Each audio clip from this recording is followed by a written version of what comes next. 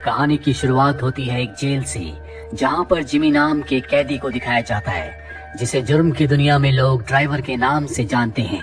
Driver पिछले 10 सालों से जेल में है। दरअसल उसने एक बैंक रॉबरी की थी, जिसके लिए उसे 10 सालों की सजा हुई और पिछले 10 सालों से वो जेल में हर एक दिन गिन रहा है, क्योंकि जेल से निकलने के बाद वो सबसे पहले अपने भाई के कातिलों से बदला लेगा। आज उसकी सजा पूरी हो चुकी है, इसीलिए वार्डन उसे अपने पास बुलाता है और समझाता है कि दोबारा कोई ऐसा काम मत करना कि तुम्हें जेल वापस आना पड़े। तुम पहले ही अपनी जिंदगी के 10 साल बर्बाद कर चुके हो। लेकिन वार्डन की बात का ड्राइवर के ऊपर कोई असर नहीं होता। वो जेल से निकलकर सीधा एक गराज में जाता है, जहाँ पर किसी ने उसके लिए शेवरले कार छोड़ी है। जल्दी उसे कार मिल जाती है, जिसमें एक गन भी होती है और उस आदमी का नाम भी, जो उन लोगों के साथ शामिल था जिन्होंने मिलकर उसके भाई को मारा है। जल्दी ड्राइवर उस ऑफिस में पहुंच जाता है जहां पर वो आदमी है। वो उसे देखते ही गोली मार देता है। चारों तरफ अफरा तफरी मच जाती है और ड्राइवर बड़ी आसानी से सबके सामने वहां से बाहर आ जाता है। जिसके बाद वो गाड़ी से उस आदमी के पास जाता है जिस आदमी ने गराज में उसके लिए गाड़ी छोड़ी थी, साथ ही गन और उस आदमी का नाम। और अब ड्राइवर उसे बहुत सारे पैसे देता है और कहता है कि मुझे बाकी लोगों के नाम भी चाहिए। वो आदमी कहता है कि तुम्हारे पास इतने सारे पैसे कैसे आए? ड्राइवर कहता है कि इससे तुम्हें कोई मतलब नहीं है। वो आदमी कहता है कि मुझे और भी पैसे चाहिए, क्योंकि ये सभी नाम निकलवाने में मुझे बहुत मेहनत लगी। ड्राइवर कहता है कि मेरे पास इससे ज्यादा पैसे नहीं है और मैं बिना नाम लिए यहाँ से नहीं जाऊंगा। वो आदमी समझ जाता है कि ड्राइवर बिना नाम लिए यहाँ से नहीं जाएगा, चाहे ड्राइवर को उसे मारना ही क्यों ना पड़े। इसीलिए वो बाकी लिस्ट उसे दे देता है, जिसमें उन लोगों के नाम है जिन्होंने मिलकर उसके भाई को मारा है। वही हमें डिटेक्टिव्स को दिखाया जाता है, जो उस जगह पहुंच जाते हैं जहां पर ड्राइवर ने उस आदमी को मारा था। डिटेक्टिव के साथ उसकी पार्टनर भी होती है। इन्हें सीसीटीवी कैमरे की फुटेज मिल जाती है, जिससे इन्हें पता चल जाता है कि ड्राइवर ने कत्ल किया है। वहीं हमें एक दूसरे आदमी को दिखाया जाता है, जो पैसे लेकर किसी का भी कत्ल कर सकता है। और अब उस कॉन्ट्रैक्ट किलर के मोबाइल पर ड्राइवर की फोटो आती है और उसे कहा जाता है कि जल्द से जल्द तुम्हें इस आदमी को मारना होगा, नहीं तो ये मुझे मार देगा। कॉन्ट्रैक्ट किलर अपनी गर्लफ्रेंड से कहता है कि ये मेरा आखिरी काम है, इसके बाद मैं इस काम को हमेशा के लिए छोड़ दूंगा, हम दोनों शादी कर लेंगे। और इसके बाद किलर ड्राइवर को मारने के लिए निकल पड़ता है। वही ड्राइवर को दिखाया जाता है, जो अपने दूसरे शिकार के घर के बाहर पहुंच जाता है और इस बारे में किलर को पता चल जाता है, इसीलिए वो भी उसी तरफ निकल पड़ता है। ड्राइवर उस घर के अंदर जाता है जहाँ पर एक बूढ़ा आदमी होता है। ड्राइवर उसे मार देता है और जब वो वहाँ से बाहर निकल रहा होता है, तभी उसके पीछे किलर आ जाता है। किलर उसे गोली मारने वाला होता है कि ड्राइवर के सामने एक लड़की आ जाती है, जो किलर के हाथ में गन देखकर चौंक जाती है। ड्राइवर पीछे देखता है तो सामने किलर है, जिसके हाथ में गन है। उसे लगता है कि गोली लड़की को लग सकती है, इसीलिए लगातार वो बहुत सारी गोली किलर की तरफ चलाता है और इसके बाद यहाँ से निकल जाता है। हालांकि किलर अब भी जिंदा है, लेकिन वो किसी भी कीमत पर ड्राइवर को मारना चाहता है, क्योंकि उसने ड्राइवर को मारने का कॉन्ट्रैक्ट लिया है। वही हमें दोनों डिटेक्टिव्स को दिखाया जाता है, जो उस आदमी के घर पर पहुंच जाते हैं, जो कि ड्राइवर का दूसरा शिकार था। यहाँ पर डिटेक्टिव्स को कुछ टेप्स मिलते हैं, जिसमें उस दूसरे आदमी ने, जिसे अभी ड्राइवर ने मारा है, उसने उस पल को रिकॉर्ड किया होता है जब उसने ड्राइवर के भाई को मारा था। ड्राइवर के सर पर भी गोली मारी थी, लेकिन उसकी जान बच गई, जिसके बाद डॉक्टर्स ने उसका ऑपरेशन किया और उसके सर के उस हिस्से में जहाँ पर गोली लगी थी एक मेटल की प्लेट लगा दी। साथ ही डिटेक्टिव्स को इस टेप में दूसरे लोगों के चेहरे भी दिखते हैं, जिन सब ने मिलकर ड्राइवर और उसके भाई को मारा था। लेकिन उस आदमी का चेहरा नहीं दिखता जिसने ड्राइवर के सर पर गोली मारी थी। वो कौन था, किसी को कुछ नहीं पता। वही ड्राइवर को दिखाया जाता है, जो अपनी गर्लफ्रेंड के घर जाता है, जो ड्राइवर को देखकर बहुत गुस्सा हो जाती है। वो कहती है कि तुम जेल चले गए, इसीलिए मैंने अपना अबॉर्शन करवा दिया और एक नई जिंदगी की शुरुआत की। साथ ही वो ये भी कहती है कि मैं चाहती हूँ कि तुम अपने भाई के सभी कातिलों से बदला लो। ड्राइवर यहाँ से निकल जाता है और अब उसकी अगली लिस्ट में एक बाउंसर है, जो क्लब में काम करता है। ड्राइवर वहाँ पर पहुँच जाता है और इंतजार करता है सही मौके का। तभी वो बाउंसर वॉशरूम में जाता है, ड्राइवर भी उसके पीछे जाता है। बाउंसर कहता है कि मुझे पता था कि तुम यहाँ पर मुझे मारने के लिए आओगे, और वो अपना चाकू निकाल लेता है। ड्राइवर के पास भी एक नुकीली चीज होती है। इन दोनों के बीच में हाथापाई होती है और ड्राइवर उसे उस नुकीली चीज से बहुत बुरी तरह से मारता है और उसे मारकर वहां से निकल जाता है। लेकिन उसकी किस्मत अच्छी होती है, वो बच जाता है। उसे हॉस्पिटल में एडमिट किया जाता है, जिस बारे में डिटेक्टिव को पता चल जाता है। उसे पता है कि एक बार फिर से ड्राइवर उसे मारने के लिए आएगा। साथ ही किलर को भी पता है कि अब ड्राइवर अपने तीसरे शिकार को मारने के लिए हॉस्पिटल आने वाला है, इसीलिए वो भी हॉस्पिटल के लिए निकल पड़ता है। और जब डिटेक्टिव हॉस्पिटल में होता है, तभी तभी ड्राइवर बड़ी चालाकी से ऑपरेशन थिएटर में चला जाता है, जहाँ पर उस बाउंसर का ऑपरेशन हो रहा है। ड्राइवर वहाँ पहुंचकर उसे गोली मारकर खत्म कर देता है। गोली की आवाज सुनकर डिटेक्टिव भी उस तरफ आता है और वो ड्राइवर के ऊपर गोलियां चलाता है, लेकिन ड्राइवर बहुत बहादुर है। वो लगातार डिटेक्टिव के ऊपर गोलियां चलाता है और उसे गन पॉइंट पर ले लेता है। डिटेक्टिव को लगता है कि अब उसका अंत आ चुका है, लेकिन ड्राइवर वहां से चला जाता है क्योंकि वो किसी भी बेगुनाह को नहीं मारना चाहता। वो सिर्फ उन लोगों को मारना चाहता है जो उसके भाई के कातिल हैं।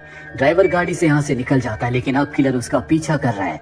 किलर उस पर गोली चलाता है, जो गोली उसकी गर्दन से टच होकर निकल जाती है, जिसके बाद ड्राइवर किलर की गाड़ी का टायर पंचर कर देता है ताकि वो उसका पीछा ना करे, और यहाँ से वो सीधा अपने घर जाता है क्योंकि वो अपने पिता को भी मारना चाहता है। जब उसके पिता को पता चला था कि इन दोनों भाइयों ने बैंक रॉबरी की है, तो इनके पिता ने इनसे पैसे मांगे, और जब इन्होंने पैसे नहीं दिए तो इनके पिता ने दूसरी गैंग को इस बारे में बता दिया, जो गैंग इनके घर पर आई और ड्राइवर के भाई को मार दिया। ड्राइवर की किस्मत अच्छी थी कि वो बच गया। दरअसल वो ड्राइवर के असली पिता नहीं थे, इन दोनों भाइयों के पिता अलग थे। इसीलिए ड्राइवर के जो ये पिता हैं जिन्होंने गैंग को इन्फॉर्म किया था, वो ड्राइवर से हमेशा नफरत किया करते थे। लेकिन जब ड्राइवर अपने घर पर जाता है तो उसकी मॉम उसे बताती है कि जिन्हें मारने के लिए तुम यहाँ पर आए हो, उनकी मृत्यु 4 साल पहले हो चुकी है और उन्होंने कभी दूसरी गैंग को इन्फॉर्म नहीं किया था। दरअसल तुम्हारे भाई की जो गर्लफ्रेंड थी, उसने दूसरी गैंग को इन्फॉर्म किया था। ड्राइवर अपनी मॉम से कहता है कि मैं अपने भाई को बहुत मिस करता हूँ, क्योंकि वही था जो मुझसे इस घर में बहुत प्यार करता था। उसकी मॉम कहती है कि अगर वो तुमसे प्यार करता था तो उसने तुमसे गलत काम क्यों करवाया। ड्राइवर कहता है कि मैं बहुत अच्छी ड्राइव करता था, इसीलिए उसे मेरी मदद की जरूरत थी, जिसके बाद उसके सारे कर्जे खत्म हो जाते। और अब ड्राइवर यहाँ से निकल जाता है। उसका अगला जो शिकार है वो क्रिश्चियनिटी को फैलाने के लिए धर्म का प्रचार करता है। ड्राइवर वहां पर पहुंच जाता है जहां पर वो स्पीच दे रहा है, और जब वो ड्राइवर को देखता है तो बहुत ज्यादा घबरा जाता है, जिसके बाद ड्राइवर उसे अपने साथ बाहर ले जाता है। वो बताता है कि मैं तुम्हारे भाई को कभी मारना नहीं चाहता था, मैं बाहर बस पहरा दे रहा था ताकि पुलिस आए तो मैं अपने साथियों को इन्फॉर्म कर दूं। लेकिन जब मुझे पता चला कि वो तुम्हारे भाई को मारने वाले हैं तो मैंने शोर मचाया, चिल्लाकर उन्हें रोकने की कोशिश की, लेकिन उन्होंने मेरी बात नहीं मानी। मैं जानता हूँ कि तुम मुझे मारने के लिए आए हो, लेकिन उसमें मेरी कोई गलती नहीं थी, फिर भी मैं तुमसे माफी मांगता हूँ, बदले से तुम्हें कुछ नहीं मिलेगा। और ये कहकर वो अपनी आंखें बंद कर लेता है। ड्राइवर उसे मारना चाहता है, लेकिन ड्राइवर को पता है कि वो अब बदल चुका है। उसे अपनी गलती का एहसास है, जिसका वो पश्चाताप कर रहा है। इसीलिए ड्राइवर उसे बिना मारे वहां से निकल जाता है। इस धर्म प्रचारक की बातें बार बार ड्राइवर के कानों में गूंज रही होती है कि बदले से उसे कुछ नहीं मिलेगा, उसे अपने दिमाग से बदले को निकालना होगा। वो चर्च के अंदर बैठा होता है, तभी वहां पर किलर आकर उसके सर पर गन तान देता है। बाहर हमें डिटेक्टिव को दिखाया जाता है, जो अपनी पार्टनर को कॉल करता है और बताता है कि मुझे वो दोनों मिल चुके हैं, ड्राइवर और वो किलर जो ड्राइवर को मारना चाहता है। मैं अंदर जाकर दोनों को अरेस्ट करने वाला हूँ। उसकी पार्टनर कहती है कि तुम अंदर मत जाओ, अंदर जाना खतरे से खाली नहीं है, मैं जल्दी वहाँ पर पहुँच रही हूँ। लेकिन डिटेक्टिव इस मौके को नहीं गंवाना चाहता, इसीलिए वो चर्च के अंदर जाने लगता है। वही चर्च के अंदर हमें किलर को दिखाया जाता है, जिसने ड्राइवर के ऊपर गन तान रखी है, और वो कहता है कि तुम्हें कई बार मौका मिला था जब तुम मुझे मार सकते थे, लेकिन तुमने मुझे नहीं मारा, इसीलिए मेरा दिल गवाही नहीं देता कि मैं तुम पर निहत्थे गोली चलाऊं। तुम अपनी गन उठाओ, जिसके बाद हम एक दूसरे को मारने की कोशिश करेंगे, और जो इसमें मारा गया वो हार जाएगा और जिसने मारा वो जीत जाएगा। ड्राइवर कहता है कि मेरी तुमसे कोई दुश्मनी नहीं है, इसीलिए मैं तुम्हें नहीं मारना चाहता। किलर कहता है कि मैं भी तुम्हें नहीं मारना चाहता, लेकिन जिसने मुझे तुम्हारा कॉन्ट्रैक्ट दिया है वो बार बार मुझे कॉल कर रहा है। और तभी डिटेक्टिव अंदर आ जाता है, जो इनके ऊपर गन तान देता है, जिसे देखकर किलर अपनी गन नीचे रख देता है। और ठीक उसी वक्त डिटेक्टिव ड्राइवर के पीछे सर पर गोली मारता है, जिससे उसकी मृत्यु हो जाती है। और यहाँ पर किलर को समझ में आ जाता है कि जिसने उसे कॉन्ट्रैक्ट दिया है वो यही डिटेक्टिव है। वो डिटेक्टिव से कहता है कि मैंने इसकी लिस्ट देखी है, जिन लोगों को मारना चाहता है उसमें तुम्हारा नाम नहीं है। डिटेक्टिव कहता है कि हाँ, मुझे बात बाद में पता चली जब मेरा हॉस्पिटल में इससे सामना हुआ और इसने मुझे जिंदा छोड़ दिया, लेकिन मुझे इसे मारना बहुत जरूरी था। दरअसल ड्राइवर के भाई की जो गर्लफ्रेंड थी वो और कोई नहीं बल्कि इसी डिटेक्टिव की वाइफ है, और उसी ने डिटेक्टिव को बताया था कि ड्राइवर ने और उसके भाई ने बैंक रॉबरी की है। जिसके बाद डिटेक्टिव अपने आदमियों के साथ इनके घर पर आया और ड्राइवर के भाई को मार दिया। ड्राइवर के सर पर भी उसने गोली मारी थी, लेकिन पिछली बार ड्राइवर बच गया था। वो कहता है कि आज नहीं तो कल ये मेरे घर पहुंच जाता, और जब भी मेरी वाइफ को देखता तो ये सब कुछ समझ जाता, जिसके बाद ये मुझे भी मार देता, इसीलिए पहले मैंने इसे मार दिया। किलर ये सारी कहानी सुनकर यहाँ से जाने लगता है। डिटेक्टिव कहता है कि तुम्हारी फीस, वो उसे $1 देना चाहता है। किलर कहता है कि जिंदगी में कभी मेरे सामने मत आना, और यहाँ से चला जाता है। वहीं दूसरी तरफ डिटेक्टिव के पार्टनर को दिखाया जाता है जो गाड़ी से चर्च की तरफ आ रही है जहाँ पर डिटेक्टिव है। उसे अपनी इन्वेस्टिगेशन से पता चल चुका है कि पिछली बार जब ड्राइवर को और उसके भाई को गोली मारी गई थी तो उनमें डिटेक्टिव भी शामिल था। वही डिटेक्टिव अपनी वाइफ को कॉल करता और बताता है कि मैंने ड्राइवर को मार दिया, अब हमें डरने की कोई जरूरत नहीं है। तभी पीछे से ड्राइवर आकर उसके सर पर गोली मार देता है जिससे वो बुरी तरह से घायल हो जाता है। उसे देखकर डिटेक्टिव हैरान होता है और पूछता है कि तुम बच कैसे गए। वो कहता है कि पिछली बार भी तुमने मेरे सर पर इसी जगह पर गोली मारी थी, जिसके बाद डॉक्टर्स ने मेरे सर पर एक मेटल की प्लेट लगा दी थी। इस बार जब तुमने गोली मारी तो वो गोली उस मेटल की प्लेट पर रुक गई और मैं बच गया।